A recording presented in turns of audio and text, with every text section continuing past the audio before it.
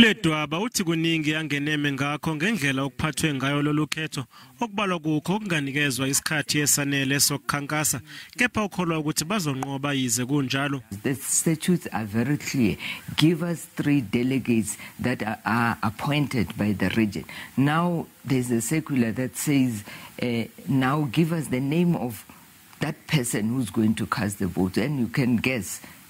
I'm very suspicious about that circular, and I've written to say, but where are you relying? This circular is relying on which article, and you don't actually get the answer. So we go in there very confident of what we have done within the 14 days. Remember, when people say you have campaigned, I haven't campaigned. I didn't get that. No candidate got the except the incumbent, because you can speak to the region at any given time. So 14 days is not enough, but we did what we have to do, and we're going to that election very, very confident. Uthi ubhalele zonke ithunywa izovota kusasa eyichazela ngazo zonke izinto afuna ukuyiguqula kwelikanobhutshuzwayo kuleli, kanti uthemba ukuthi izothatha isinqumo esifanele.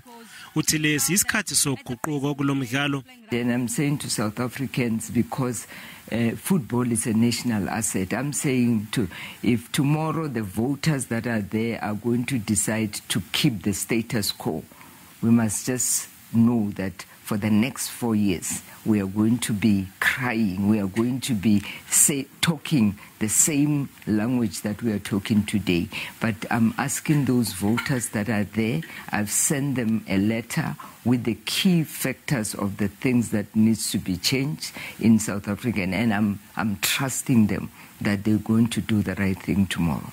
Abanye ababili abazobanga lesikhundlano Ledwaba kusasa, umengameli weSAFA wamanje uDan Jordan kanye nomengameli weSAFA eTshwane uSoli Mohlabeng.